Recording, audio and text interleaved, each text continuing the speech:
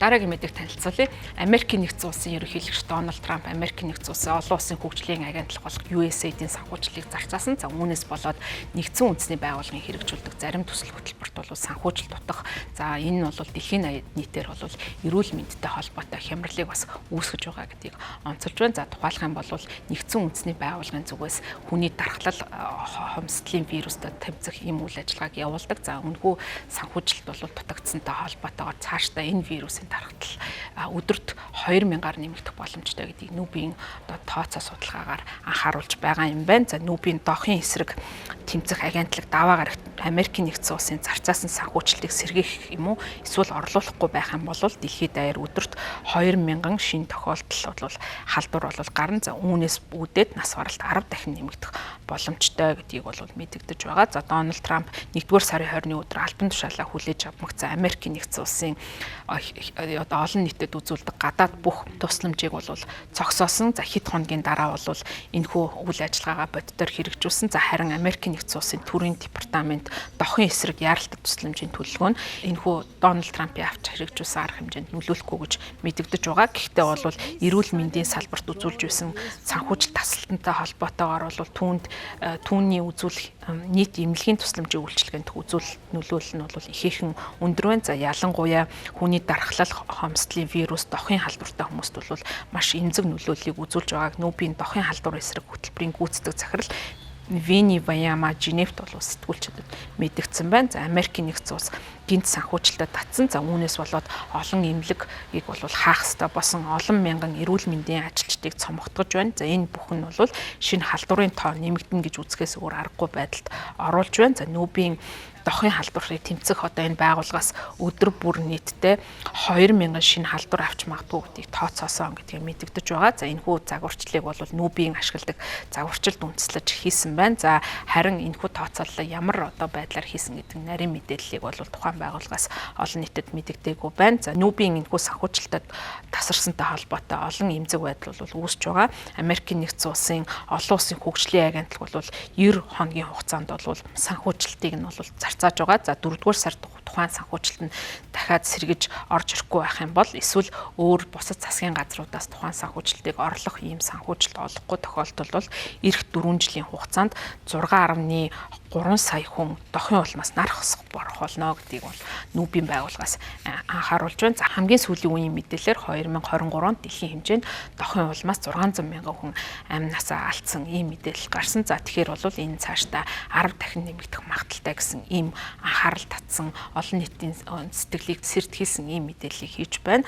За Трампын хувьд бол энэ бодлогоо хэрэгжүүлэхдээ гол нь Америкийг энэ тэргүүнд тавих юм гадаад бодлогынхаа үзэл баримтал дээр нийцүүлэн тухайн олон улсад үзүүлж байгаа Америкийн гадаад тусламжийг зарцаах шийдвэрийг гаргасан. За энэ утгаараа бол яагаад вэ гэх юм бол Америкийн нэгдсэн улсын гадаад тусламж нь бол Америкийн татвар төлөгчдийн мөнгийг дэмий зүйл бол үрж байна гэж түүний хувьд үзэж байгаа учраас тусламжийг танах зарим тусламжийг бол огт олохгүй байх юм шийдвэрийг гаргасан. За харин Америкийн нэгдсэн улсын төрийн нарийн бичгийн дарга Марко Рубио бол Вашингтон гадаад тусламжаа зогсоож байна гэдэг энэ болгоомжлыг бол үгүйсгэсэн. За хүний амь насыг аврах эрүүл мэндтэй холбоотой үйлчилгээнд бол энэ шийдвэр хамаарахгүй гэж юм залруулгыг бол хийж байгаа.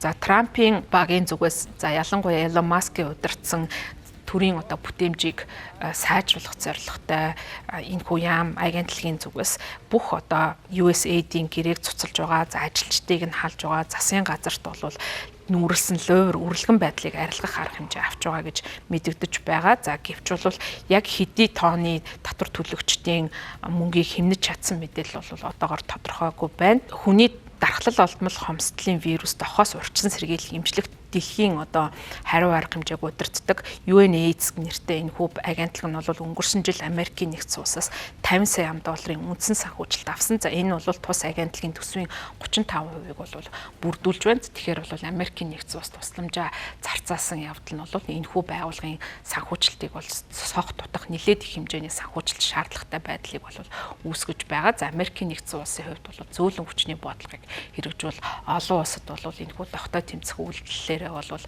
олон нийтийн анхаарал дэмжлэгийг бол татаж чадсан. За энэ бол Америкийн нэгдсэн улсын бас гадаад бодлогын томоохон ялалтын тоонд бол ордог гэж судлаачид үздэг. Гэтэл бол Трампын засаг захиргааны зүгээс тухайн санаачлагыг зогсоож байгаа. За энэ дээр бол харин одоо тавьж байгаа зүйл нь за мөн түүний бол Конгрессийн нэгдсэн хуралдаан дээр бол маш олон одоо Америкийн нэгдсэн улсын гадаад тусламжийг бол өөрийн илтгэлтэй бол онцлон дурдсан. За ингэхдээ бол Америкийн нэгдсэн улсын дотоодод бол маш олон хүн эрүүл мэндийн эрсдэлтэй нөхцөл байдал байхад хаа нэгэн одоо Африкийн ч юм уу те энэ улсуудад дохын халдварыг бууруулахад бид нар яагаад асар их хэмжээний мөнгө зарцуулах ёстой юм, хэдэн сая доллараар бол одоо биелгэвч болон бусад хамгаалах хэрэгслийг худалдаж авч байгаа байдалд бол дургуутсаж байгаагаа мэдэгдэж байгаа. Гэтэл бол Африкийн зарим одоо хөгжиж байгаа орнуудын хувьд бол Америкийн нэгдсэн улсын тусламжаас бол ихээхэн хамааралтай байдаг.